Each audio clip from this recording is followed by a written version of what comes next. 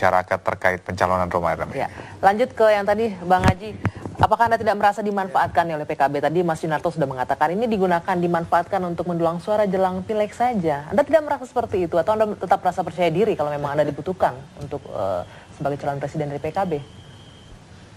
Ya berarti saya someone bukan no one. Kalau memang bisa bermanfaat untuk bangsa ini, khairun nas anfa'uhum linnas. Sebaik-baik manusia adalah yang bermanfaat untuk banyak bangsa, banyak orang gitu kan.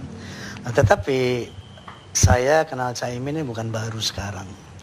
Dari hati ke hati itu saya sampai detik ini tidak melihat, saya tidak bersuudzon kepada beliau ya.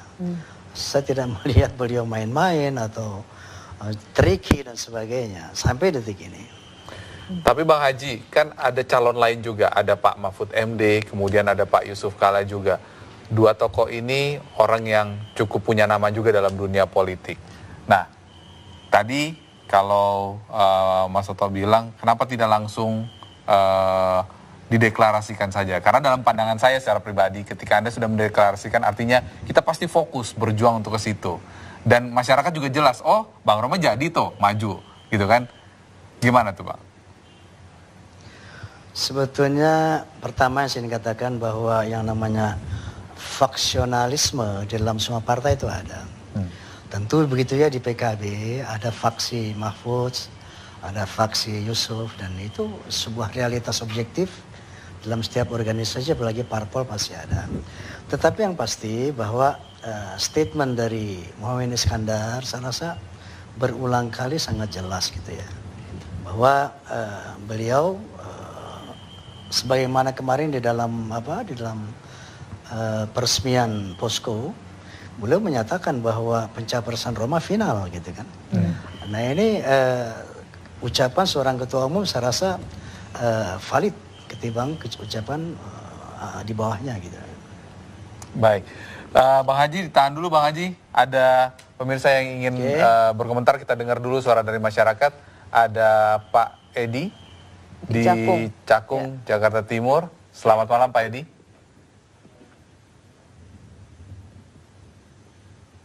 Halo Pak Edi. Halo. Ya, terputus. Saya mau melanjutkan bertanya, Bang Rhoma. Tadi Anda mengatakan pencapresan Rhoma ini final disebutkan oleh Muhaimin Iskandar juga. Tapi apakah bisa nggak Anda menilai apakah ini realistis atau tidak sih? Yang mengatakan itu ketua umum. Yang mengatakan itu ketua umum. Bahwa ini realistis atau tidak, Anda bisa menilai. Saya ingin bertanya kepada Anda, menurut Anda realistis atau tidak pencapresan Anda? Why not? Karena saya siap jadi presiden, saya siap memimpin bangsa ini. Bahwa karena kenapa? Kenapa selama ini sebetulnya saya sudah memimpin bangsa ini secara informal. Ketika saya berkhutbah di masjid-masjid, ketika saya mendapatkan tablik akbar yang dihadiri ribuan umat, itu semua memberi pengarahan kepada umat, kepada bangsa. Bang Haji, tapi memimpin umat dengan memimpin negara kan berbeda, Bang Haji.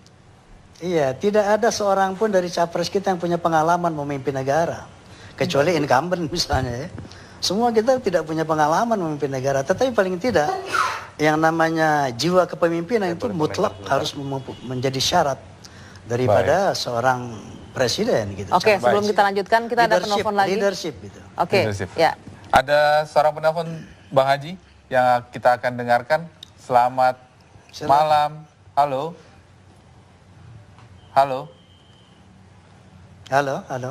Halo. Pak Edi. Selamat malam. Ya. Iya, Pak Edi silakan. Dengan Pak Sam. Oh, Pak Sam, baik. Silakan Pak Sam. Ini saya komentari Bang Haji, kalau bisa nggak usah jadi inilah calon-calonnya nanti yang dibikin. Ya begitulah, kasihan Bang Haji nanti suaranya hanya dimanfaatkan sama PKB gitu. Begitu, jangan nanti Pak Haji diolok-olok jadi presiden dangdut. Malu. Oke. Itu Bang Haji. Baik, terima kasih Pak Sam. Silakan Bang Haji ini pendukungnya nih, jangan sampai diolok-olok jadi presiden dangdut katanya. Saya cuma ingin menyampaikan firman Allah. La yashar qaumun min qaumin asa ayakunu khairan minhum. jangan suka menghina orang karena sangat boleh jadi yang dihina itu lebih baik daripada yang menghina. Itu satu. Yang kedua, saya lebih suka dihina ketimbang menghina. Saya lebih suka dihujat ketimbang menghujat. Kenapa? Yang pasti orang yang dihina itu berpahala. Jadi beruntung orang yang dihina, celaka orang yang menghina. Nah, baik. Bang Haji, untuk jadi capres itu persaingan sangat ketat, Bang Haji. Yeah. Anda lawan politik itu akan menghajar, akan menjatuhkan dengan segala cara. Kita tahu dalam kehidupan Bang Haji itu ada beberapa sandungan. Mulai dari kasus SARA yang pernah dituduhkan ketika Pilkada DKI, kemudian ada kasus nikah siri Anda. Nah, Anda siap nggak menghadapi itu semua kalau itu kemudian diungkit-ungkit lagi untuk menjatuhkan Anda? Masalah seperti ini sudah saya hadapi sejak tahun 77. Mulai dari teror mental, bahkan sampai di-ban oleh TVRI 11 tahun. Bahkan dicoba pembunuhan, 4 kali saya dicoba dibunuh. Jadi hal-hal seperti ini buat saya hal yang terlalu biasa ya. Apalagi cuma pelecehan, apalagi cuma hinaan, hujatan, ya. Fitnahan. Saya pernah dicoba 4 kali dibunuh pada zaman tahun 82 dulu. Jadi hal ini buat saya bukan suatu hal yang baru lah. Oke, Bang Haji tahan dulu. Kita ada penelpon lagi nih, Pak Edi. Selamat malam. Halo. Halo, dengan siapa, Bu? Halo. Halo. Halo, iya. dengan siapa, Pak? Dengan siapa, Pak? Nursasi Sofian. Pak Oke, Sofyan. Pak Sofyan. Silakan, Pak Sofyan. Halo. Iya, silakan, Pak. Ya. Saya caleg dari PKB. Nah, sebenarnya pencapresan Bang Haji ini sangat ideal untuk saat sekarang. Karena para pemimpin yang ikut sebagai capres ini saya anggap kurang memikirkan bangsa dan negara. Sementara Bang Haji itu selalu memberikan pencerahan kepada masyarakat. Baik dari khotbahnya maupun dari lagu-lagunya yang diciptakan. Ya, langsung saja Pak Sofyan, apa yang ingin disampaikan Pak Sofyan? Waktu kita terbatas. Ya, saya sangat setuju dengan Bang Haji sebagai capres dari PKB. Baik. Hidup Bang Haji.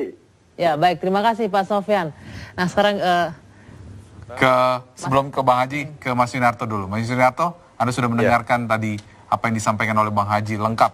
Kita sudah tanyakan berbagai hal. Saya balik lagi, ini bukan permasalahan mengenai Bang Haji yang katakanlah cukup kontroversial dalam pemberitaan, berkaitan dengan beberapa isu yang sempat muncul dan kemudian kita pertanyakan kapabilitasnya.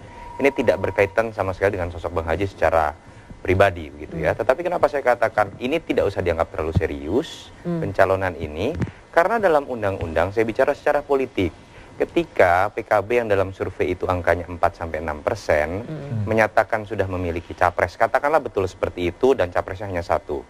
Tetapi kemudian berhadapan dengan undang-undang yang mengatakan bahwa harus dibutuhkan angka 20-25%. Sementara sampai detik ini kan kita tidak melihat ada partai lain katakanlah yang menyebut nama Bang Haji. ya. Artinya ini kan masih wacana, sifatnya masih utopis. Dan kemudian jangan kita masuk terlalu jauh ke dalam perdebatan politik infotainment yang berkaitan dengan Bang Haji dengan kapabilitas menjadi seorang presiden.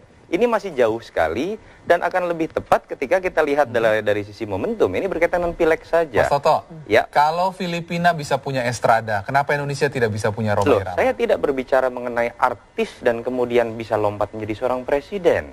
Saya tidak berbicara bagaimana latar belakang seorang pedangdut yang kemudian memiliki hambatan untuk menjadi presiden. Saya malah menolak pernyataan seorang capres kalau mengkait-kaitkan antara latar belakang misalnya pelawak atau pedangdut dengan masalah integritas. Itu saya sangat tolak dan itu menurut saya pernyataan yang sangat tidak bertanggung jawab.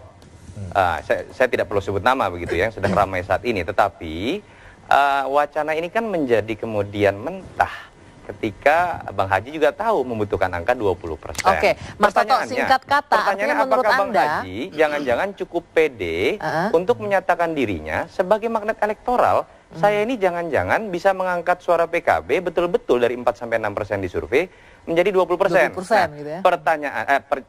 permasalahannya adalah survei juga membuktikan angka Bang Haji juga tidak cukup kalau kita lihat di survei sekitar 3-5% sekarang dari beberapa survei yang ada yang menunjukkan sebetulnya Bang Haji tidak berada dalam posisi yang juga di atas PKB untuk bisa mendongkrak secara elektoral menjadi magnet. Mas Toto, artinya bisa dibilang kalau ini tidak realistis begitu sebenarnya pencalonan secara ini politik. Ya? Saya Ya, bukan secara politik, bicara kita mengenai bicara latar secara belakang politik, sebagai pedangdut ataupun gosip-gosip yang berseliweran, saya pikir itu bukan analisis politik.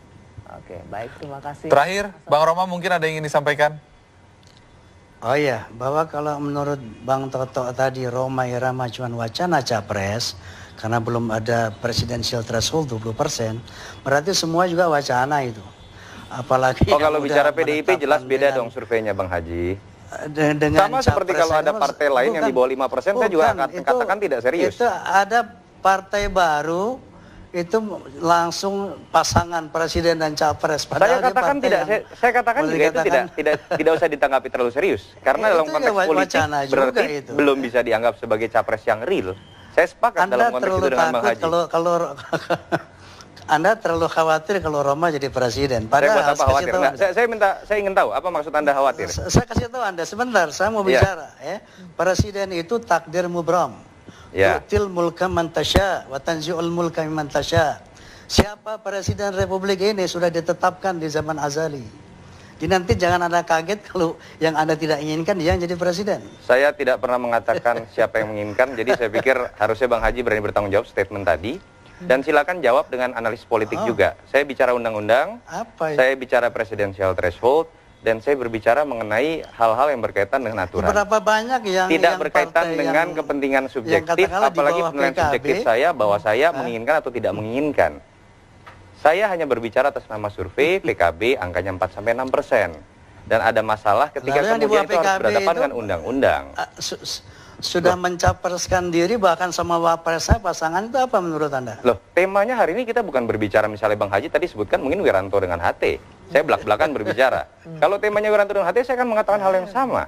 Bahwa Tidak realistis dalam juga konteks secara politik, undang-undang ya? itu juga tidak realistis. Ya. Sesederhana itu. Jadi tolong kita hilangkan prasangka dalam konteks kita berbicara mengenai aturan, apalagi Bang Haji akan menjadi seorang capres. Tapi Mas Toto dalam politik segala sesuatu bisa berubah loh. Oke, Silakan, makasih. itu mungkin saja. Dan saya pikir tantangan, dan Bang Haji harus bisa menjawab kalau dia bisa merasa dirinya adalah magnet elektoral, apalagi bisa mencapai 20% buat PKB, itu saya pikir hal yang baik buat PKB. Oke, baik. Terima kasih Mas Toto, terima kasih Bang Haji. Kita lihat Sukses, saja Bang Haji. hasilnya Terima nanti kasih. ya, pas Insyaallah. pileg nanti apakah Kita benar-benar lihat bisa saja nanti. menangkan. Kita lihat nanti Bang Haji. Terima Bapak kasih. Perindo. Baik, terima kasih. Selamat malam. Dan kabar petang akan kembali dengan informasi penutupan 4 gerbang tol dalam kota berdampak pada kemacetan di sejumlah ruas.